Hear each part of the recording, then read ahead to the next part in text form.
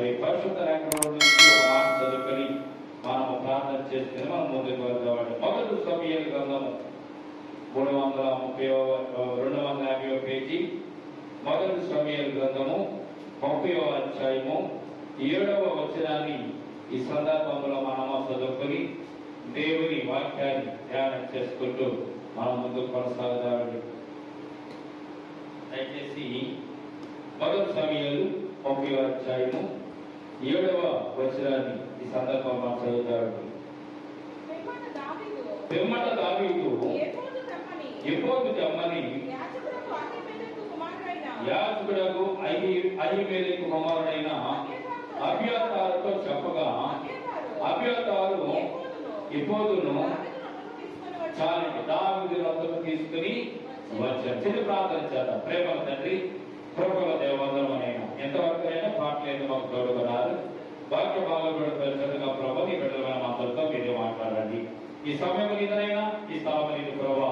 ఈ స్థలం చుట్టూ మీ ఖర్చు వేసి కాపుతారు దయచేయండి. కృపను గ్రహించండి. ఈ రాత్రి ప్రభులైన బిడ్డలు నీ బిడ్డలు చూస్తున్న నీ బిడ్డలు ప్రభా, నీ వాక్యం చేత ప్రభులైన వారు బలపడాలి.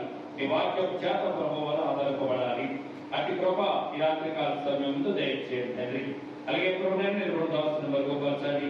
దాసుల ముఖాంతరం వచ్చి మీరే మాట్లాడండి. సమయాన్ని స్థలాన్ని మీ చేతులకు అప్పగించుకుంటూ యేసయ్య ఉన్నతమైన పరిశుద్ధ నామమును ప్రార్థించి మిక్కిలి ఉదయంతో ప్రతిమాని వేడుకొంచున్నాము తండ్రి. ఆమేన్.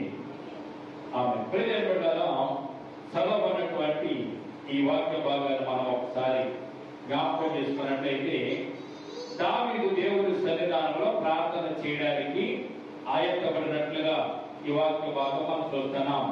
ఎఫోదు తెమ్మని యాజకుడైనటువంటి అహీమెలెకు కుమారుడైనటువంటి అబ్యాతారుతో చెప్పగా అబ్యాతారు ఎఫోదును తీసుకుని వచ్చి దావీదుకి ఇచ్చినట్లుగా మనం చూస్తున్నాం. ఎఫోదు అంటే ప్రార్థన చేయడానికి ముందుగా ధరించుకోబడినటువంటి ఒక వస్త్రం. అది ఈ రోజున చాలా మంది దైవజనులు వస్త్రాలు ధరించుకుంటూ ఉంటారు. ప్రార్థనకు వెళ్తున్నప్పుడు, వాక్యాన్ని బోధిస్తున్నప్పుడు సూటు కుట్టు వేసుకుని చక్కగా తయారయ్యి వెళ్తూ ఉంటారు. ప్రార్థనకు సంబంధించినటువంటి వస్త్రాలు ఆ రోజుల్లో రాజులకు యాజకులకు సపరేట్ గా ఉండేది. ఎఫోదంటే దేవుని సన్నిధానంలో ప్రార్థన చేయడానికి వారు ధరించుకునేటువంటి వస్త్రాలు ఎఫోదుగా మనం చూస్తున్నాం. దావీదు కూడా ఎఫోదు కలిగి ఉన్నాడు. ఎఫోదును దావీదు కూడా కుట్టించుకుని ఆ ఎఫోదుతో దేవుని సన్నిధానం మోకరించి ప్రార్థన చేసేవాడు.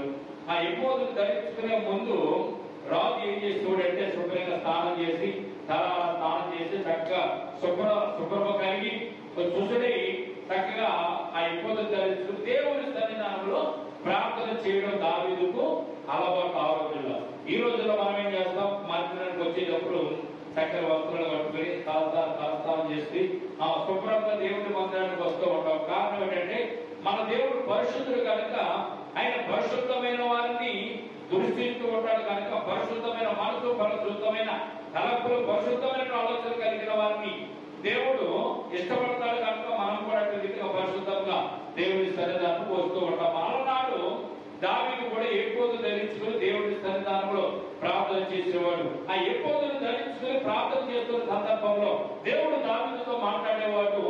దావీదు దేవుని దర్శనాన్ని కలిగి ఉండేవాడుగా పరిశుద్ధ గ్రంథంలో మనం చూస్తాం. బాగుందండి. దావీదు ఎఫోదును తెమ్మని అబ్యాతారును ఆ ఎఫోదు ధరించి ప్రార్థన చేయడానికి గల ఇది కారణాన్ని ఈ రాత్రి కాల సమయం వద్ద మనం జ్ఞాపకం చేసుకుందామని. మొదటి సమూయేలు 27వ అధ్యాయము 1వ వచనంలో మనం చూస్తే దావీదు పారిపోతున్నాడు. పారిపోతున్న సందర్భంలో 27వ అధ్యాయము 28వ అధ్యాయము మనం చూసినట్లయితే 29వ అధ్యాయం కూడా చూసినట్లయితే దావీదు పారిపోతున్న సందర్భాన్ని ఇక్కడ మనం జ్ఞాపకం చేసుకోవాలి. ఎందుకు దావీదు పారిపోతున్నాడు? దావీదుని దేవుడు అభిషేకించాడు కదా రాజుగాను. గొర్రెలు కాసుకున్నటువంటి దావీదును, జ్ఞానం లేని దావీదును, విలువ తెలియని దావీదును, చదువు సంచలేని దావీదును, కనసాగబడినటువంటి దావీదును దేవుడు ఇశ్రాయేలు జనాంగం మీద రాజుగా అభిషేకించిన తర్వాత దావీదుకు కూడా ఈ కష్టాలు ఏంటి, దావీదుకు కూడా ఇబ్బందులు ఏంటి అనేటువంటి కోణంలో మనం ఒకసారి పరిశీలన చేస్తే 27వ అధ్యాయము 1వ వచనం చూడండి ఒకసారి. 27వ అధ్యాయం 1వ వచనము, తరువాత దావీదు నేను ఇక్కడ నిలిచడం మంచిది కాదు, ఏదో ఒక దినాన నేను సౌలు చేత నాశనమగుదును, నేను ఫిలిష్తీయ దేశంలోనికి తప్పించుకుని పోవుదును. అప్పుడు సౌలు ఇశ్రాయేలు సరిహద్దులలో నన్ను వెతుకుతా మారును కదా అనుకుని దావీదు సౌలుకు కలిసి ఫిలిష్తీయ ప్రదేశంలోనికి వెళ్ళడానికి దావీదు తప్పించుకుని వెళ్తున్నట్టుగా ఈ పరిశుద్ధ గ్రంథంలో మనం చూస్తున్నామండి. అంటే తప్పించుకుని వెళ్ళిపోవడం అనేది వాటి కాదు. కొన్ని సందర్భంలో జ్ఞానం కలిగి మనం నడుచుకోవాలి. చూడండి, ఎదురుకుండా పులి వస్తుంది, పులుస్తున్నప్పుడు అది మన సపనానికి వస్తుంది. సపనానికి వస్తున్నప్పుడు మనం నాకు కడవ నాకు బలం ఉంది, నాకు దేవుడు తోడుకుని ప్రార్థన చేస్తే పులి అక్కడ ఆగిపోతుందని చెప్పి నువ్వు ఇక్కడ నిల్చున్నావు అనుకో, ఏం చేస్తుంది పులి? అమాంతం వచ్చిన మీ నిన్ను తినేస్తుంది. నీవు దేవుడి మీద నమ్మిక ఉంచినా విశ్వాసం ఇచ్చినా కొన్ని ప్రమాదాలు ఇచ్చిన ఏం చేయాలి? తప్పించుకుని పారిపోవాలి. యేసు ప్రభువు ఒకసారి కొండ మీద రాళ్ళు కొట్టడానికి వచ్చారు. కొండ మీద రాళ్ళు కొట్టడానికి వచ్చినప్పుడు జన సమూహంలో యేసు ప్రభువు ఉండి యేసు ప్రభువు ఏం చేసేదంటే వీళ్ళు మూర్ఖులు, వీరికి జ్ఞానం లేదు, వీరికేమీ తెలియదు అని చెప్పి వారిని సముదాయించకుండా అక్కడ వారిని గర్తించకుండా అక్కడ వారిని బాధ పెట్టకుండా యేసు ప్రభువు ఏం చేశారంటే వీళ్ళకి ఇవ్వాలి కాపాలా రేపాలా తెలుస్తుందని చెప్పి యేసు ప్రభువు కూడా తప్పించుకుని వెళ్ళే సందర్భాలు పరిశుద్ధ గ్రంథంలో నూతన నిబంధన గ్రంథంలో కూడా మనం చూడగలుగుతాం. అంటే తప్పించుకుని వెళ్ళిపోయాడు అంటే అర్థం తెలిసింది, పారిపోయాడు, చేతగాని వాడు అని మనము అనుకోకూడదు. దేవుడు కొన్ని సార్లు మనకు జ్ఞానం ఇస్తాడు, కొన్ని సార్లు మనకి తెలివిని కూడా ఇస్తాడు. ఆ తెలివిని ఉపయోగించి మనం కొన్ని సార్లు ఏం చేయాలి తెలిసింది, మొట్టమొదటిగా ఆపద విషయంలో, శ్రమ విషయంలో, శోధన విషయంలో కొంతకాలం మనం దాక్కోవాలి. కొంతకాలం దాక్కుని మరలా దేవుని ఆజ్ఞ ప్రకారం, దేవుని యొక్క చిత్తం ప్రకారం మనము అటువంటి పరిస్థితిని జయించి ముందుకు వెళ్ళడం అనేది చాలా సమమైనటువంటి విషయం అని పరిశుద్ధ గ్రంథాలు మనకు తెలియజేయబడుతున్నాయి. దావీదు ఎందుకు పారిపోయాడు? దేవుడు అభిషేకించాడు కదా రాజుగా. అయితే దావీదుకు రాజుగా వేరేటటువంటి సమయం ఇంకా దేవుడు ఏర్పాటు చేయలే. దేవుడి ఏర్పాటులో దావీదు రాజే, కానీ దేవుడు సమయం ఇచ్చేంత వరకు కూడా దావీదు ఆ సింహాసనం మీదకి ఎక్కడానికి ఆ సమయం ఉంది కనుక సమయం వరకు ఓపికతో వేచి ఉండాలి, ఆలోచన కలిగి వేచి ఉండాలి, విశ్వాసంతో వేచి ఉండాలి. దేవుడు నన్ను అభిషేకించేశాడు కదా రాజుగా అని చెప్పి వెళ్ళిపోయి సింహాసనం కూర్చుంటే సౌలు కూరుకోడు. దావీదుకు సైన్యం వెళ్ళినప్పటికీ, కానీ సౌలుకు సైన్యం ఉంది, సౌలుకు రాజ్యం ఉంది, సౌలు అక్కడికి రాజ్యాన్ని పరిపాలిస్తున్నాడు. ఆ సౌలు రాజు కూడా దేవుడు ఏర్పాటు చేసిన వాడే కనుక దావీదును ఏం చేశాడు? దావీదును సంపడానికి ప్రయత్నం చేస్తుంటే దేవుడు దావీదును తప్పించుకుంటూ సౌలు చనిపోయేంత వరకు కూడా దావీదును దేవుడు తప్పించుకుంటూ కాపాడుతూ సౌలు దగ్గర నుంచి సౌలు బారిన పడకుండా దేవుడు దావీదుని కాపాడుకుంటూ నడిపిస్తూ ఉన్న సందర్భాన్ని 27వ అధ్యాయం మనం చూడగలుగుతున్నాం. ప్రియజనుడా, ఈ సందర్భంలో ఒక విషయాన్ని మీకు జ్ఞాపకం చేద్దాం. మన మనుషులు కనుక, మానవులు కనుక ఏంటంటే దేవుడు కాపాడినప్పుడు, దేవుడు అభిషేకించినప్పుడు, దేవుడు నడిపిస్తున్నప్పుడు ఎందుకు దావీదు పారిపోవాలి? దేవుడే మరి మార్గం చూపించి సౌలును చంపేయచ్చు కదా అని అనుకుంటే ప్రియ దేవుడు పెట్టాలా? దేవుడు ఒక ప్రణాళికలు కలిగి ఉన్నట్టుగా మొట్టమొదటిగా మనము జ్ఞాపకం చేసుకోవాలి. ఈ రోజున కూడా మన జీవితంలో కలగవలసిన కొన్ని కలగకపోవచ్చు, రావాల్సిన కొన్ని రాకపోవచ్చు, మనకు జరగవలసిన కొన్ని జరగకపోవచ్చు.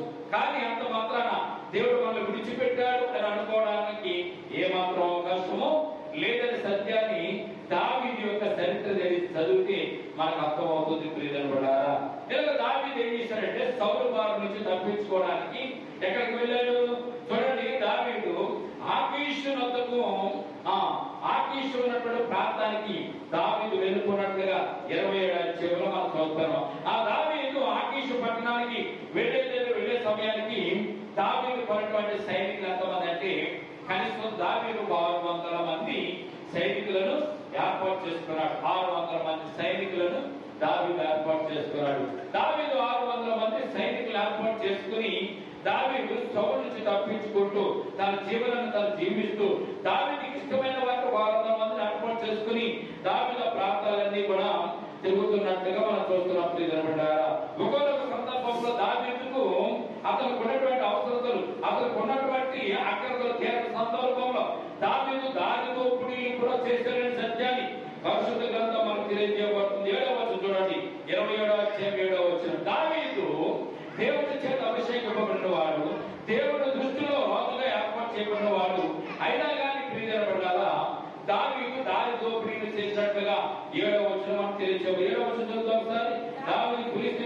కాపురం ఉండగా కాలం అంతా 1 సంవత్సరపు 4 నెలలు అంటే ఎన్ని నెలలు? 16 నెలలు అక్కడ ఆకీష్ దగ్గర ఉన్నట్టుగా ఫిలిస్తీన్ ప్రాంతంలో ఉన్నట్టుగా మనం చూస్తున్నాం. అతని వారితో బయలుదేరి గెషూరీయుల మీదను గెజెరీయుల మీదను అమాలేకుల మీదను పడి ప్రయాణపు మార్గంలో షూరు నుండి ఐగుప్తు వరకు ఉన్న దేశంలో వారు పూర్వము కాపురం ఉండగా దావీదు ఆ దేశస్తులను హతము చేసి ఎవరండి దారి దోపిడీ చేసేటటువంటి పరిస్థితులకి దావీదు వెళ్ళిపోయి. ఏమిటి అంత కారణం ఏంటి? అంత బాధ ఏంటి? దావీదు అంత దారి దోపిడీ చేయవలసిన పని ఏమిటి? దావీదును దేవుడు అభిషేకించలేదా? దావీదును దేవుడు కోరుకోలేదా అంటే దేవుడు దావీదును కోరుకున్నాడు, కానీ దావీదు సింహాసనం ఎక్కేటువంటి సమయం ఇంకాను రాలేదు. గమనించాలి, దేవుడిని రక్షించాడు. రక్షించిన వెంటనే నువ్వు పరలోక రాజ్యానికి వెళ్ళిపోతావా? ఎలా? మీకు కొన్ని పనులు ఉన్నాయి భూమి మీద పనులు ఉన్నాయి. పిల్లలు కదా, నీకు సంసారం చూసుకోవాలి, బాధ్యతలు చూసుకోవాలి. నీవు రక్షింపబడ్డావని సత్యాన్ని సాక్షిగా నీకు మంత్రి తెలియజేయాలి. నీకు ఒక సమయాన్ని దేవుడు నిర్మించాడు కనుక ఆ సమయంలో భూమి మీద బ్రతికి భూమి మీద జీవించి దేవుడికి ఇష్టమైనట్టుగా జీవించి. కొంతమంది రక్షింపబడినప్పుడు చాలా మండిపోతూ ఉంటారు, బాప్తిసం తీసుకున్నప్పుడు మండిపోతూ ఉంటారు, దేవుని మాట వారిలో ఫలిస్తున్నప్పుడు మండిపోతూ ఉంటారు. ఆ మండిపోతున్నటువంటి సందర్భంలో అగ్ని మండుతున్న సందర్భంలో ఏ మాట వారికి వ్యతిరేకంగా ఉన్నా కానీ దాన్ని బట్టి ఖండించేస్తూ ఉంటారు. ఖండించేస్తూ బాప్తిసం పొందుతున్నటువంటి మొట్టమొదటిలో చాలా మంది నేను చూశానండి. ఎవరు ఇది తప్పు కదా, ఇలా చేయకూడదు కదా, మన విశ్వాసులు కదా, ఇలా నడవచ్చా, ఇలా తెరవచ్చా, ఇలా తాగొచ్చా, ఇలా మాట్లాడవచ్చా అన్నటువంటి వారు చాలా మంది నేను చూసా. భూమిని చూసి వాటిని గర్భిస్తూ ఉన్నారు. కానీ ఇప్పుడు కొన్ని సందర్భం ఏమనుకుంటారు చేస్తే మన దేవుని పెట్టలేం కదా, దేవుని అంగీకరించాం కదా, విశ్వాసం ఉంది కదా, ఇలాగా ప్రార్థన చేస్తే వెళ్ళిపోతుంది శ్రమ, ప్రార్థన చేస్తే పోతుంది మన దగ్గర నుంచి శోధన అని మనం అనుకుంటాం అంటాం. కానీ దేవుడి చిత్తమని దేవుడు ఎప్పుడు నీలో నుంచి సమస్యలు తీసివేయాలో, నీలో నుంచి కష్టాలు ఎప్పుడు తీసివేయాలో దేవుడికి తెలుసు. మనుషులు మనమేమండి ప్రవృత్తి చేసేది అంటాను. మనం దేవాన్ని చిత్త ప్రకారం నడిపించు అని చెప్పడానికి కారణం ఏంటి? దేవుడు చిత్తబద్ధ దేవుడు ప్రణాళిక ఉంది. ఆ ప్రణాళికబద్ధంగా నువ్వు నేను నడవాలి తప్ప మన ఇష్టం నమ్మడానికి వీలు లేదు. దావీదు దేవుడు కోరుకున్నాడు. ఎంతమందిలో నుంచి 80 సంతానంలో నుంచి ఆఖరి వాడైనటువంటి 8వ వాడైనటువంటి దావీదును దేవుడు ఏర్పాటు చేసుకున్నాడు. 7 తిరస్కరించాడు, 8వ వాడు కోరుకున్నాడు. కోరుకున్న తర్వాత దేవుడు దావీదును ఎందుకు విడిచిపెట్టకుండా దేవుడు నడిపిస్తూ కాపాడుతూ ఉన్నాడు. దావీదు దేవుడు ఏర్పాటు చేసుకున్న తర్వాత దావీదుకి కష్టాలు ఎందుకు వచ్చినాయి అంటే దేవుని యొక్క ప్రణాళికను మనం మొట్టమొదటిగా జ్ఞాపకం చేసుకోవాలి. దేవునికి స్తోత్రం కలుగునుగా. ఒక చిన్న విషయం జ్ఞాపకం చేస్తాను ఈ రాత్రి కాల సమయం వద్దు.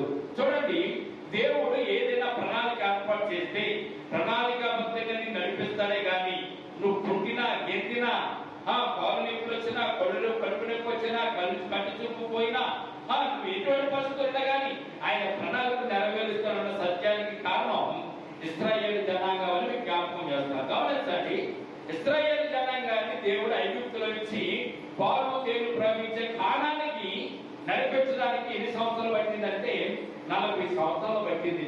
ఎన్ని సంవత్సరాలు అండి? 40 సంవత్సరాలు పట్టింది కదా. కానీ అంతకు ముందు తర్వాత యోసేపు చరిత్రను ఒకసారి జ్ఞాపకం చేసుకుంటే నిర్మాకాండానికి వెళ్లకుండా ఆది కాండంలోనే యోసేపు చరిత్రను మనము జ్ఞాపకం చేసుకుంటే యోసేపు ఐగుప్తులోనికి అమ్మబడినప్పుడు చూడండి ప్రియమైనవారా, కానానులో ఐగుప్తులో రాజుగా ఉన్న ఐగుప్తులో సైన్యాధిపతిగా ఉన్నాడు, ధాన్యాగారానికి అధిపతిగా ఉన్నాడు. అధిపతిగా ఉన్నప్పుడు యోసేపు అన్నలో ఎన్నిసార్లు ప్రయాణం చేశారు?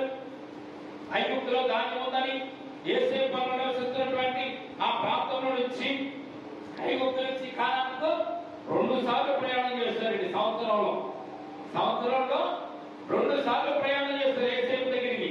తర్వాత వాళ్ళ అందరితో కూడా యోసేపు ఏం చేశాడంటే ఆ యొక్క ఐగుప్తులోనికి తీసుకుని వచ్చేసాడు, బబులోను దేశానికి తీసుకుని వచ్చేసాడు.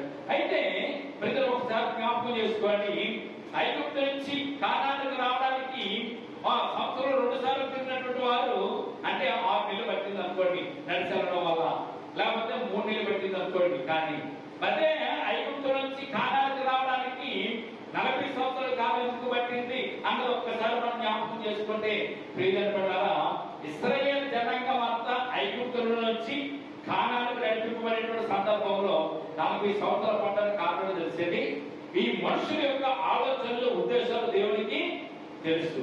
ఇప్పుడు కష్టపడ్డారు, ప్రార్థన చేశారు, బాగా ఉంది. నేను వీళ్ళని విడిపిస్తాను, విడిపించిన తర్వాత కానాను నేను నడిపిస్తాను, కానానులో వీళ్ళని దింపుతాను. అది పాలు తేలు ప్రవహించే దేశము. ఎక్కడైతే కష్టపడుతున్నారు కానీ అక్కడ కష్టపడవలసిన అవసరం ఉండదు. కానీ వీరికి కష్టం తెలవాలంటే, ఆ కష్టాన్ని మీరు మర్చిపోకుండా ఉండాలంటే వీళ్ళు ఏం చేయాలనో 40 సంవత్సరాలు నడిపించి వీరికి యుద్ధాన్ని నేర్పించి, యుద్ధ నైపుణ్యం నేర్పించి, శత్రువుల మీద యుద్ధానికి వెళ్ళగలాలి. బాధలు ఉంటాయి, కష్టాలు ఉంటాయి, ఇరుకులు ఉంటాయి, ఇబ్బందులు ఉంటాయి. ఎన్ని చూపించి పార్వతీయులు ప్రవేశించే దేశం నడిపిస్తే అప్పుడు ఒకవేళ కష్టం వచ్చిన వారు దాన్ని బట్టి జయాన్ని పొందడానికి ప్రయత్నం చేస్తారు అనేటువంటి ఆలోచన దేవుడు కలిగి ఇశ్రాయేలు జనంగా 40 సంవత్సరాలు దేవుడు నడిపించి 1 సంవత్సర కాలపు ప్రయాణం. దేవుడికి స్తోత్రం కలుగునుగాక. సంవత్సర కాలపు ప్రయాణాన్ని దేవుడు 40 సంవత్సరాలు నడిపించారని అర్థం చేసేది. వారికి జీవిత పాఠాలను నేర్పుకుంటూ నేర్పుకుంటూ నేర్పుకుంటూ దేవుడు ఆ జీవిత సత్యాలు నేర్పుతూ వారిని కానానికి నడిపించడానికి ఇప్పుడు అయినా కానీ అంత ఎన్నిసార్లు సరిగారు వారు మోషే మీద సరిగారు, యెహోవా మీద సరిగారు, దేవుడి మీద కూడా సరిగారు, ఆహారం మీద సరిగారు, నీళ్ళు లేవని సరిగారు, ఇక్కడ మీరు చనిపోవాలా అని చెప్పి దేవుడిని సరిగారు. సరిగినటువంటి వాళ్ళందరూ కూడా అరణ్యంలోనే నశించిపోయారు. వారు పుట్టిన బిడ్డలు మాత్రం కానానులోనికి యెహోషువ ఆ పుట్టిన బిడ్డలు కానానులోనికి ప్రవేశించారు. ఐగుప్తుల నుంచి వచ్చినటువంటి వారు ఎవరు కూడా పెద్దలు దేవుని ఎవరైతే విసిగించారో, దేవుని ఎవరైతే చిరాక పెట్టారో, దేవుని ఎవరైతే సరిగినటువంటి ఎవ్వరు కూడా కానానులో చూడండి. మోషే కూడా కానానులోనికి ప్రవేశించారు. కానాను చూశారు కానీ కానానులోనికి ప్రవేశించలేదు. ప్రియజనులారా, ఈ రాత్రి జ్ఞాపకం చేసుకుంటున్నాను. ప్రియజనుడు గమనించండి. దావీదును దేవుడు కోరుకున్న తర్వాత, ఎన్నుకున్న తర్వాత దావీదు ఎందుకు కష్టాలు పడ్డాడు అంటే దేవుని ప్రణాళికాబద్ధంగా దావీదును రాజుగా చేయడానికి నిశ్చయించుకున్నప్పుడు దావీదును కూడా కష్టాలు కూడా ఇబ్బందులు కూడా నడిపించి దావీదును బలపరచడానికి దేవుడు ఈ కార్యం చేసిన సత్యాన్ని మీరు మొట్టమొదటిగా జ్ఞాపకం చేసుకోవాలి. చూడండి, శత్రువులు తోపుతుంటే, సౌలు తోపుతుంటే పారిపోయినటువంటి దావీదు ఒకనొక దినాన చూడండి 30వ అధ్యాయానికి వెళ్తే దావీదు మన కష్టం ఎంత భారమైన కష్టం వచ్చిందో ఈ అధ్యాయంలో మనం జ్ఞాపకం చేసుకుంటే మనకు అర్థమవుతుంది. ప్రియజనులారా, దావీదు ఫిలిష్తీయులతో సహవాసం చేస్తున్నాడు, ఫిలిష్తీయులతో ఉన్నాడు. ఫిలిష్తీయులతో ఉన్నప్పుడు ఒకసారి ఈ యొక్క ఫిలిష్తీయుల రాజు అయినటువంటి సిక్లగు రాజు అయినటువంటి ఆకీషు యుద్ధానికి వెళ్ళాలని బయలుదేరి వెళ్ళాడు. వెళ్ళిన తర్వాత అక్కడ ఉన్నటువంటి ఫిలిష్తీయుల సర్దారులు దావీదుని చూసి ఇతను ఇశ్రాయేలుకు సంబంధించిన వాడు కనుక మనతో యుద్ధానికి రావడానికి వీలేదు కనుక ఇతనిని వెనుకకు పంపించేమన్నప్పుడు దావీదును మరలా వెనుకకు పంపించేసినప్పుడు దావీదు తన ఉన్నటువంటి ప్రాంతానికి వచ్చినప్పుడు గొప్ప నష్టం కలిగింది. ఏంటో నష్టం కలిగింది? చూడండి, ఆ ప్రాంతం అంతా కూడా దోచబడ్డట్టుగా పరిశుద్ధ గ్రంథంలో మనం చూస్తున్నాం. 30 మొదటి వచనం నుంచి చదువుతాం.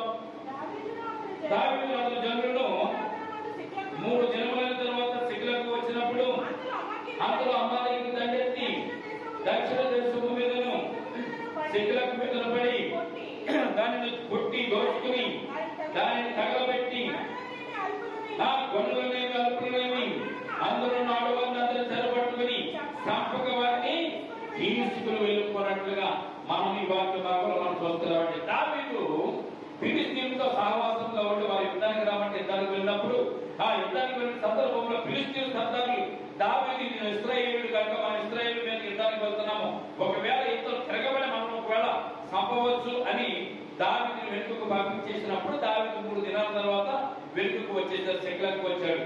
సిక్లగు వచ్చిన తర్వాత దావీదు తనకు ఉన్నటువంటి 2 భార్యలు అలాగే 600 మంది యొక్క సైనికులు ఉన్నారు కదా, వారి భార్యలు వారి పిల్లలు అందరూ కూడా సిక్లగులో ఉన్నారు. వీరు ఎప్పుడైతే ఫిలిష్తీయులతో యుద్ధం చేయడానికి ఇశ్రాయేలు దేశానికి వెళ్తున్న సందర్భంలో వీరు 3 దినాల ప్రయాణం ఎప్పుడైతే చేశారో అమాలేకీయులు వచ్చి దండెత్తి వచ్చి ఈ సిక్లగును ముట్టడి వేసి ఈ సిక్లగు ఊరిని తగలబెట్టేసి ఈ ఊరిలో ఉన్నటువంటి ఆడవారిని, మగవారిని, పిల్లలను, పెద్దలను, మంచివారినే కానీ చెడ్డవారినే కానీ అలాగే ధనికులే కానీ పేదవారిని కానీ మొత్తం అందరినీ ఎవరిని విడిచిపెట్టకుండా, మనుషులను చంపకుండా, ఆస్తిని పాడు చేయకుండా ఊరు తగలబెట్టి ఇదంతా కూడా దోసుకున్న అమాలేకులు వెళ్ళిపోయారు. ప్రియపడ్డారా, 3వ వచనం దావీదు అతని జనులను పట్టణములకు వచ్చి అది కాల్చబడి ఉంటాయో తమ భార్యలు కుమారులు కుమార్తెల చెరలోనికి కొనుక్కోబడి ఉన్నట్టు చూసి ఇక ఏడ్చుటకు శక్తి లేకపోయినంత బిగ్గరగా వారు ఏడ్చిరి. ఎలాగేడ్చారంటే కొన్ని సార్లు ఏడ్చినప్పుడు కూడా మనకి ఏమన్నా ఓపు కూడా ఉండదు. ఆ పరిస్థితి ఎప్పుడు వస్తుందో తెలుసండి, ఎవరిని ఇంట్లో వాళ్ళు చనిపోయినప్పుడు, బాగా ఆత్మలు చనిపోయినప్పుడు ఆ ఏడుపు ఎలా ఉండదంటే ఇక కన్నీరు కూడా రావు, ఏడడానికి కూడా ఓపుగా ఉండదు. ఈ 600 మంది మగవాడు పురుషులు దావీదుతో వెళ్ళారు కదా, వారు తిరిగి 3వ దినాన్ని ఇంటికి వచ్చేసరికి శిఖలాకాంత ఏమైంది, ఆ ప్రాంతం అంతా కాల్చివేయబడింది. కాల్చివేయబడమే కాదు, వారికి ఉన్నటువంటి భార్యలు కానీ పిల్లలు కానీ ఎవ్వరు కూడా ఆ ప్రాంతంలో ఎవరు కూడా లేకుండా అమాలేకులు తీసుకుని వెళ్ళిపోయారు. తీసుకుని వెళ్ళిపోయేసరికి ఆ 600 మందికి దావీదు మీద చాలా కోపం వచ్చేసింది. దావీదు మీద చాలా కోపం వచ్చిందో 4వ వచనండి, ఇక ఏడ్చుటకు శక్తి లేకపోయినంత బిగ్గరగా ఏడ్చి యెజ్రెయేలు రాజైనటువంటి అహీనోయము కర్మేలీయుడైనటువంటి నాబాలు భార్య అయిన అబీగయీలును దావీదు ఇద్దరు భార్యలను చెరలోనికి కొనుక్కోబడగా చూసి దావీదు మిక్కిలి దుఃఖపడి మరియు తమ తమ కుమార్తెలను బట్టి జనులందరికీ ప్రాణం విసుకులందున రాళ్ళు రూపి దావీదును చంపుదము రండని వారు చెప్పుకోగా దావీదు తన దేవుడిని యెహోవాను బట్టి ధైర్యము తెచ్చుకొని దేవుడికి స్తోత్రం కలుగును గాక. రాళ్ళను సంపరకున్న 600 మంది ఎవరిని? దావీదు. దావీదు నీ మూలానే మాకు కష్టం వచ్చింది, నీ మూలానే మాకు ఇబ్బంది వచ్చింది, నీ మూలానే మా భార్యలు మా పిల్లలు మా కుమార్తెలు అందరూ కూడా చెరబట్టబడి వెళ్ళిపోయారు. నీతో రాకుండా ఉంటే మా పిల్లలు బాగానే ఉండేవారే ఐగుప్తులు అని చెప్పి ఇశ్రాయేలు ప్రజలు ఆ 600 మంది దావీదుకు వ్యతిరేకంగా తిరిగినప్పుడు వారంతా బాధపడి రోడ్లకు కొట్టాలనుకున్నా కానీ దావీదు మాత్రం ఎవరు తెలిసింది, దేవుని బట్టి ధైర్యం తెచ్చుకున్నాడు. దేవునికి స్తోత్రం కలుగును గాక. అంటే అంతఃశ్రమలో కూడా దేవుడితో ధైర్యం ఉండాలి కదండి. దేవుడితో అంత ధైర్యం ఉండాలంటే ఎంత బలంగా, ఎంత శక్తి, ఎంత విశ్వాసం ఉండాలంటే మనకి. ప్రార్థనకు రాకముందు 4 గంటలకి నాకు నీరసం అనిపించింది. నేను ప్రార్థనకు వెళ్ళగలుగుతున్నా, శనివారం ప్రార్థనలో పాల్పొక్కలు పొందగలుగుతున్నా, ఏంటి ఎంత నీరసం వచ్చేస్తుందంటే, ఎంత నీరసం ఉంది అనుకున్నాను. అనుకున్న తర్వాత నేను ఒకటే ఆలోచన చేసుకున్నాను, ప్రభా మరి శనివారం ప్రార్థన కొడుకులో మరి పాల్పొక్కలు పొందాలి కనుక మరి ఈ నీరసం ఏంటో దానికి ఇక భవిష్యత్తు నాకబెట్టు నాకు అర్థం అవడం లేదు ప్రభా, తగ్గించండి, నీ సరిగ్గా నడపలేదు శక్తిని దయచేయని ప్రార్థన చేసుకుని నేను ఫోన్ చేసి రెస్ట్ తీసుకున్నాను. రెస్ట్ చేసిన తర్వాత నమ్మిన నమ్మకపోయినా చిన్న విషయం జ్ఞాపకం చేస్తాను. నిలబడడానికి దేవుడు శక్తి నాకు ఇచ్చాడు. దేవుడికి స్తోత్రం కలుగును గాక. శనివారం ప్రార్థన కూడిక, ఆదివారం ప్రార్థన కూడిక భక్తితోను భయభక్తులతో ఎన్ని పనులైనా పక్కన పెట్టి మేము జరిగిస్తున్నందుకు దేవుడు తన సన్నిధానంలో మమ్మల్ని నిలబెట్టి, నన్ను నా కుటుంబాన్ని నిలబెట్టి సంఘంతో పాటు మరి దేవుడు స్తుతించే భాగ్యం దేవుడు మాకు ఇస్తున్నాడు. అందుకే దావీదుకున్నటువంటి ధైర్యము బలపడి తెలిసింది, నన్ను దేవుడు ఏర్పాటు చేసుకున్నాడు రాజు. నేను కోరుకోలేదు, ఎందుకని నేను కోరుకోలేదు, నాకు వద్దన్నాను, నాకు అవసరం లేదు, నేను గొర్రెలు కాసుకుందాం అనుకున్నాను. నా తండ్రితో కానీ జనంతో కానీ రాజు అవుతానని ఎప్పుడు ఎవరితో చెప్పలేదు. దేవునికి ఆలోచన వచ్చింది కనుక దావీదు రాజు చేద్దామని దేవుడే సమూయేలు ప్రవక్తను పంపించి సమూయేలు ప్రవక్త ద్వారా అభిషేకం చేసి నన్ను రాజుగా నియమించిన వాడు దేవుడే. ఈ కష్టాల గురించి దేవుడు తప్పించరా? ఈ ఇబ్బందుల నుంచి దేవుడు నన్ను తప్పించరా? దావీదుకున్నటువంటి గొప్ప ధైర్యం అని చెప్పి ఈ రోజున నీవు నేను ధైర్యాన్ని కోల్పోతూ ఉంటాం. శ్రమ వచ్చినప్పుడు కోల్పోతాం, ఇబ్బందులు వచ్చినప్పుడు కోల్పోతాం, దేవుడిని విడిచి బయటికి వెళ్ళిపోతూ ఉంటాం, దేవుడి సన్నిధానం నుంచి బయటకు వెళ్ళిపోతూ ఉంటాం, దేవుడి యొక్క హస్తాల నుంచి బాహువుల నుంచి మనం బయటకు వెళ్ళిపోతూ ఉంటాం. శత్రువు మన మీద దాడి చేస్తున్నప్పుడు దేవుడు మన కాపుదలుగా ఉంటే శత్రువు ఆ కాపుదల నుంచి వాడు మనం చేయించడానికి ఏమి అవకాశం ఉండదు. అందుకే దేవుడు చెప్తున్నాడు, ఇదిగో యోగు చూసావా, యోగు చుట్టూ నేను కంచి వేశానంటున్నాడు దేవుడు. దేవుడికి స్తోత్రం కలుగును గాక. ఎటువంటి కంచెది? సాతాను దూరపడినటువంటి కంచి, సాతాను చూడడానికి వీలైనటువంటి కంచి. దేవుడు పరలోక రాజ్యంలో సాతానుతో చెప్పేంత వరకు యోగైనటువంటి భక్తుడు భూమి మీద సత్యాన్ని సాతానుగా తెలియదు. పడ్డారు గమనించండి, దేవుడి చుట్టూ కంచి వేస్తే, దేవుడు బాహువులు ఉంటే, దేవుడి కపదాస్తాలలో ఉంటే పడాలా సాతాను దీనిలో ఏమీ చేయలేదు. మనం ఏంటంటే శ్రమ వచ్చినప్పుడు, శోధ వచ్చినప్పుడు మనం ఏం చేస్తూ ఉంటాం? పారిపోతూ ఉంటాం, తప్పిపోతూ ఉంటాం, ధైర్యం కోల్పోతూ ఉంటాం, విశ్వాసాలు కోల్పోతూ ఉంటాం, నమ్మికలు కోల్పోతూ ఉంటాం. దావీదు నమ్మికలు కోల్పోలేదు.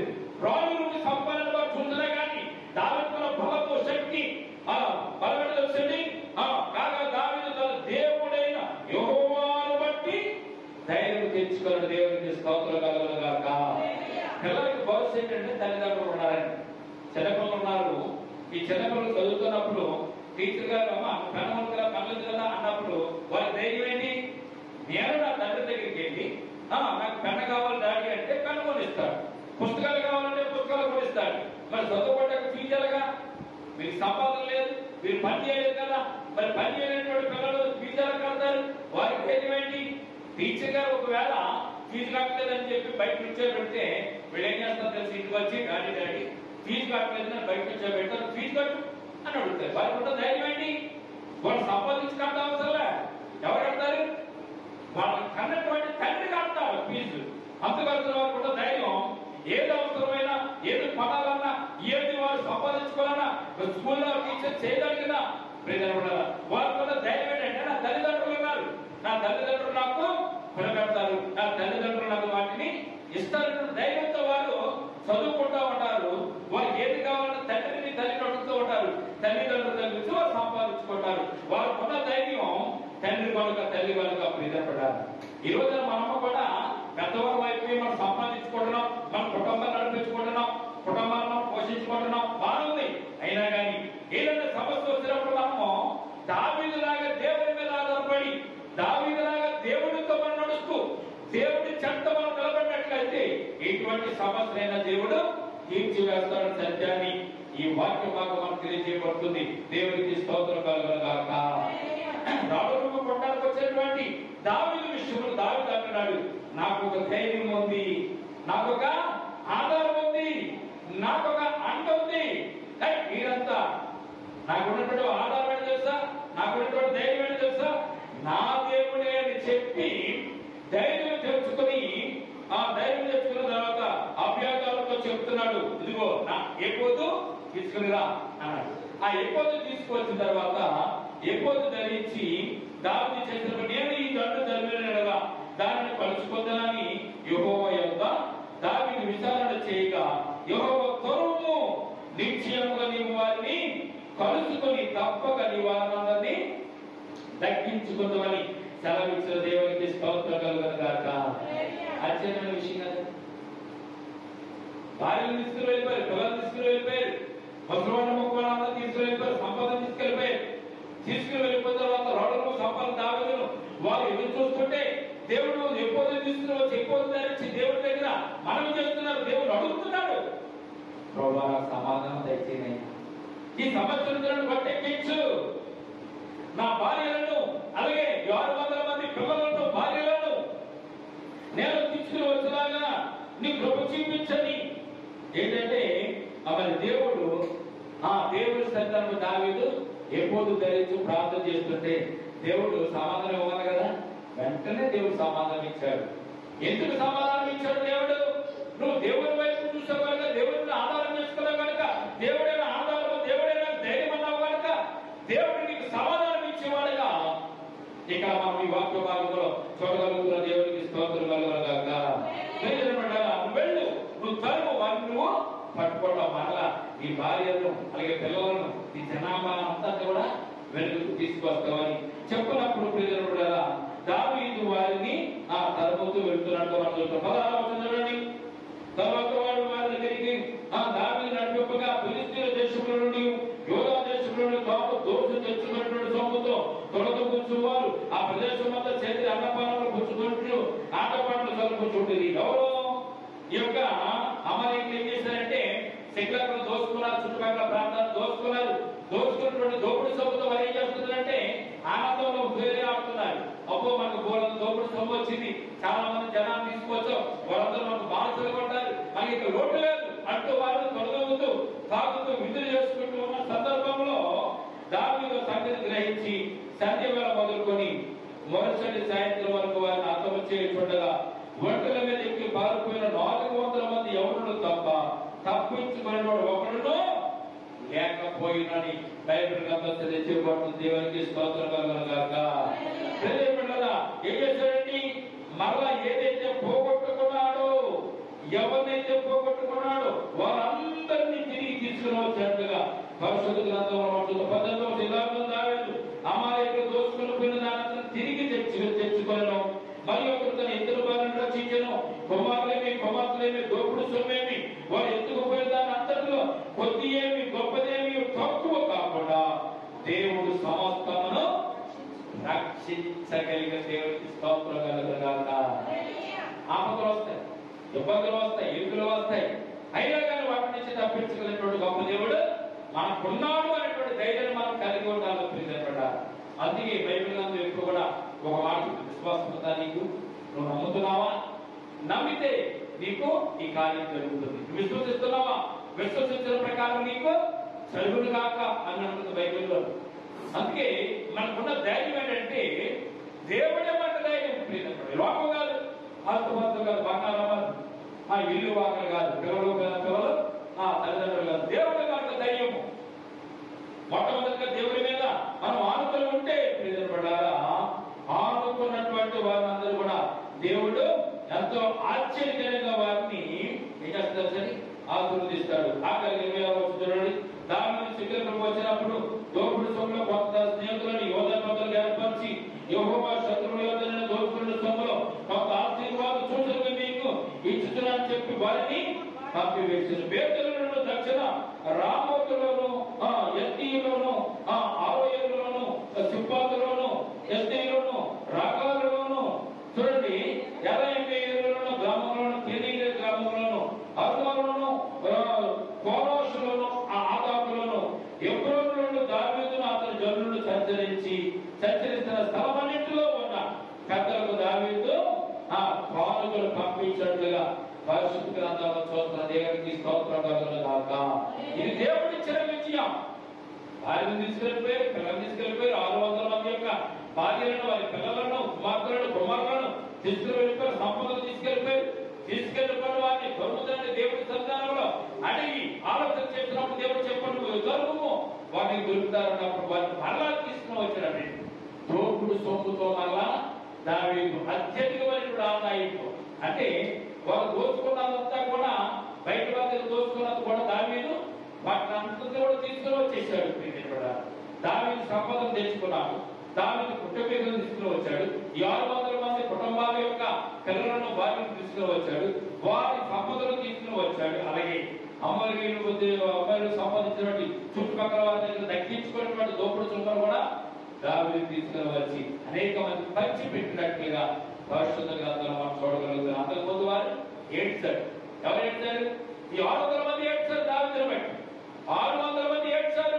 మరొకటి 600 మంది దావీదును కొట్టడానికి ప్రయత్నం చేశారు. దావీదు ఎప్పుడైతే విజయం పొందుకున్నాడో దేవుడి ద్వారా విజయం పొందుకున్న సందర్భాన్ని బట్టి అలా దావీదు వారు గణపరిచారు. ఈ రాత్రి మీకు జ్ఞాపకం చేసుకున్నాడు.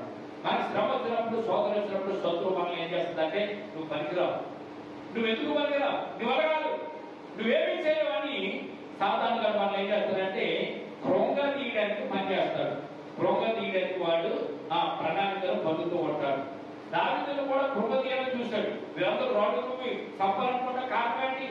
సాతాను శత్రువు దావీదును కృంగ తీయాలని, దేవుడికి దూరం చేయాలని, దేవుడికి దూరం చేసి దేవుడి చేతే దావీదును మొట్ట పెట్టించాలని సాతాను ప్రయత్నం చేశారు. కానీ దావీదు ఆ సాతాను యొక్క కుతంత్రాలను, సాతాను యొక్క పద్ధతులను దావీదు తిప్పికొట్టినట్టుగా మనం చూస్తున్నాం. నా ధైర్యం దేవుడే, నీ వల్ల నాకు ధైర్యం లేదు, కప్పం వల్ల నాకు ధైర్యం లేదు, ఎంత నైపుణ్యం వల్ల నాకు ధైర్యం లేదు, నా దేవుడే నాకు ధైర్యం అని చెప్పి దేవుడి మీద ఆనుకున్నాడు. కనుక తన సంతానం అంతటినీ తీసుకుని వచ్చాడు, తన కుటుంబాన్ని తీసుకుని వచ్చాడు. అందరికీ ఆదర్శప్రాయమైన ఈ రోజున మనకు కూడా ఆయన ఆదర్శప్రాయుడు. ఎందుకంటే దావీదు దేవుడు అంటే నా హృదయానుస్వారైన దావీదు, దేవుడు హృదయం కలిగి నడుచుకున్నటువంటి వాడు. అయినా అంటే దేవుని ప్రణాళిక చేస్తే నువ్వు ఎలా ఉంటావు, నువ్వు ఎలా బ్రతుకుతావు, ఎలా జీవిస్తావు, దేవుని మీద నమ్మికుంటావు, నమ్మించుకుంటా నడుస్తావు. చాలా మంది ముందు బాగుంటారు, తర్వాత జారిపోతూ ఉంటారు. జారిపోయిన వాళ్ళు చాలా మంది మనం చూస్తున్నాం, కప్పిపోయిన వాళ్ళు చాలా మంది చూస్తున్నాం, పడిపోయిన వాళ్ళు చాలా మంది చూస్తున్నాం మనం. కానీ దేవుడితో నడిచేవారు ఎల్లప్పుడూ కూడా ఒకవేళ యేసుప్రభు వరకు మాట్లాడాడు, 7 మార్లు పడిన వాడు తిరిగి ఎగుస్తాడు అన్న దేవుని స్తోత్రం కలుగును గాక. 7 మార్లు పడిపోయినా కానీ దేవుడు మమ్మల్ని లేపి నిలబెట్టి వాటిని ఆదరిస్తాడు. కనుక ఈ రాత్రి కాల సమయంలో దావీదుకు ఉన్నటువంటి ఒకే ఒక ధైర్యము, దావీదు అన్నాడు, తన దేవుడిని యెహోవా నామమును బట్టి నేను ధైర్యము తెచ్చుకొందును అన్నాడు. మనం కూడా దేవుడి నామాన్ని బట్టి ధైర్యం తెచ్చుకొని ఈ లోకంలో శ్రమలు, శోధనలు, ఇరుకులతో దేవుడు వచ్చినా కానీ వాటన్నిటి నుంచి కూడా మనం విడిపోమని దేవుడు నడుస్తూ, దేవుడు జీవిస్తూ దేవునికి ఆశిస్తులు, ఆశీర్వాదాలు పొందుకుందాం. ఈ కొత్త మాటలు దేవుడు దీవించి మనలను ఆశీర్వదించిన గాక. ఇంతవరకు నేను పూర్తిలో మాత్రమే నడిపించాను. స్తోత్రాలు. మహాగణ మహానదుల స్తోత్రం, పరిశుద్ధ స్తోత్రమునైనా నిన్ను స్తుతించుడేమో వాక్యమునే, నేను గణపరచుడేమో వాక్యము తండ్రినైనా. ఈ రాత్రి కాల సమయమందు ప్రభువైన మీరు మమ్మల్ని ఆదరించి మీ ఆత్మచేత నింపిన ఆత్మను తెలిపినందుకు స్తోత్రాలు తండ్రి. ఈ రాత్రి ప్రభువైన మీ బిడ్డలు మాతో మాట్లాడినందుకు స్తోత్రాలు, మమ్మల్ని ఉత్తేజపరిచినందుకు స్తోత్రాలు. నన్ను ప్రభువా మమ్మల్ని ప్రభువైన మీ ఆత్మచేత నింపి ఆత్మానందంతో నింపినందుకు స్తోత్రాలు. ఇదిగో ప్రభువైన రాత్రి ప్రభువైన మీరు మాతో మాట్లాడినందుకు స్తోత్రాలు తండ్రి. నేను దావీదు ప్రభువైన దావీదు ధైర్యం ప్రభు నీవేని దావీదు ప్రభువైన ఉత్కంఠతో చెప్తున్నాడు తండ్రి. నైనా దావీదు ప్రభువుతో ధైర్యంతో చెప్తున్నాడు, నా ధైర్యం యెహోవాయే అని ప్రభువా. రాత్రి మేము చెప్పలేకపోతున్నాం తండ్రి. శ్రమ వచ్చినప్పుడు, శోధన వచ్చినప్పుడు మేము పడిపోతున్నాం, కురుగుపోతున్నాం, కన్నీరు పెడుతున్నాం, దుఃఖంతో కురుగుపోతున్నాం. కానీ ప్రభువా నీవేమో ధైర్యమైన సత్యాన్ని ప్రభువా మేము తెలుసుకోలేకపోతున్నాము తండ్రి. అందుకే మీరు మాతో మాట్లాడేందుకు స్తోత్రాలు తండ్రి. అందుకే మీరు మాతో హెచ్చరించేందుకు స్తోత్రాలు తండ్రి. ఈ రాత్రి కూడా వచ్చిన బిడ్డలతో మీరు మాట్లాడేందుకు స్తోత్రాలు. శ్రమలో ఉన్నావా, ఇంట్లో ఉన్నావా, ఇబ్బందులు ఉన్నావా, దావీదుకు మీరు ధైర్యం తెచ్చుకో. దావీదు కోరుకున్నట్టు నువ్వు దేవుని విశ్వాసం ఇచ్చే నమ్మికొచ్చి నువ్వు దేవుని కోరుకోవడం తెలియజేస్తున్నావా. రాత్రి కూడా వాక్యం మాట్లాడేందుకు స్తోత్రాలు తండ్రి. యేసయ్యకి వందనాలు స్తోత్రాలు తండ్రి.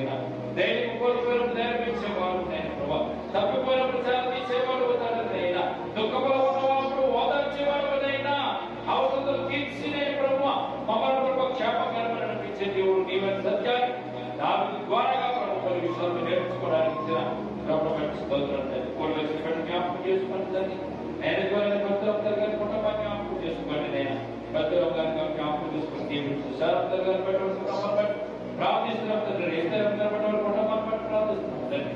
దేవతలను బట్టి వారి కుటుంబాన్ని బట్టి ప్రార్థిస్తున్నాం. దాన్ని బట్టి నేను ప్రభావ ఇదివరకు బిడ్డలు తండ్రి. పద్మం గారిని బట్టి నేను ప్రభావ, అలాగే లక్ష్మణ్ గారిని బట్టి, రామరావు గారిని బట్టి నైనా, అలాగే భవనం గారిని బట్టి ప్రార్థిస్తున్నాం తండ్రి నైనా. అలాగే ప్రభు నైనా రత్నకుమారి గారి యొక్క కుటుంబాన్ని బట్టి వారి బిడ్డలు బట్టి ప్రార్థిస్తున్నాం తండ్రి నైనా. రామను బట్టి వారి కుటుంబాన్ని బట్టి కూడా ప్రార్థిస్తున్నాం తండ్రి నైనా. ఇలాంటి ప్రభు నైనా ఇప్పుడు వచ్చిన బిడ్డలు బట్టి స్తోత్రాలు అనుకున్న బిడ్డలు కూడా జ్ఞాపకం చేసుకుంటుంది. రేపు జరగడం అందరూ కూడా కూడి నేను స్తుతించింది కాపాల్సిన భాగ్యం దయచేయండి. ఏదేమైనా ధైర్యం ఇచ్చి దేవుడు నీవే, ఆదరించిన వాడు నీవే, ఆదుకున్న వాడు నీవే సత్యాన్ని ఈ రాత్రి మేము తెలుసుకోవడానికి స్తోత్రాలు తెలుసుకోండి. ఎవరైతే అనారోగ్యం స్వస్థపరచండి, ఆరోగ్యంగా ఇచ్చేదైనా, ఎవరైతే ఇంట్లో ఉన్నారో ఇబ్బందులు ఉన్నారు వారి ఇబ్బందులు శరీరంలో తప్పించి జయములు కలిగించండి నైనా. మరి వాళ్ళు ప్రార్థిస్తున్నాం. వారికి వాగ్దానాన్ని ప్రభు చూపించండి. ఉద్యోగులు లేనట్టు వాళ్ళు, చేతిపని లేనట్టు వాళ్ళు, నేను ప్రభు సమయం ఎవరైతే గృహి గుట్టు గృహత్వం ప్రభావ ఇరుకుల ఇబ్బందులు ఉన్నారు, ఆర్థిక ఇబ్బందులతో కొట్టుబిట్టాడుతున్నారు, వారి యొక్క ఆర్థిక ఇబ్బందులు చూడలు కలిగించి విజయం వరకు కలిగించారు. మా చుట్టుపక్కల ప్రతి ఇంటిని, ప్రతి కాపును కూడా జ్ఞాపకం చేసుకోండి తండ్రి. ఈ రాత్రి ప్రభువైన రక్షణ పొందిన వారు ప్రార్థిస్తున్నాం. వారి రక్షణ పొందడానికి ప్రభు చూపించండి. రక్షణ పొందిన బిడ్డలు బట్టి ప్రార్థిస్తున్నాం. మరి నేను ప్రభు రక్షణ బట్టి నేను ప్రభు రక్షణ వస్త్రాన్ని పట్టుకుని ప్రభావ మరి ముందుకు వెళ్తే అనేక విషయాలు మేలు పొందుకోవడానికి నేను నీ ప్రభు చూపించండి. చేయబట్టి జ్ఞాపకం చేసుకుని జ్ఞానం తెచ్చేది పెద్దవారు జ్ఞాపకం చేసుకుని అనే విషయాలు తోడుగా ఉండండి. అలాగే ప్రభు వాతావరణాన్ని రాత్రి కాలం దయచేసి సరైన వాతావరణంలో ప్రభావ ఈ వాక్యం స్తోత్రాలు చెల్లించుకుంటూ రేపటి దినం కూడుకుని వారు మీ కాపుదల ఇక్కడ మాత్రమే దయచేయమని అందరూ పరిశుద్ధ నామమున ప్రార్థించి మిక్కిలి వినయంతో ప్రతిమాలు వేడుకుంటున్నాం తండ్రి. ఆమేన్. తండ్రి దేవుని ప్రేమ, కుమారుని యేసుక్రీస్తు కృప, పరిశుద్ధాత్మని సహవాసం ఇప్పుడు ఎల్లప్పుడూ ప్రబోధమయ్యాడు సంగమునకు మనకుడు సదాకాలం తోడుగా ప్రవేశమే యేసు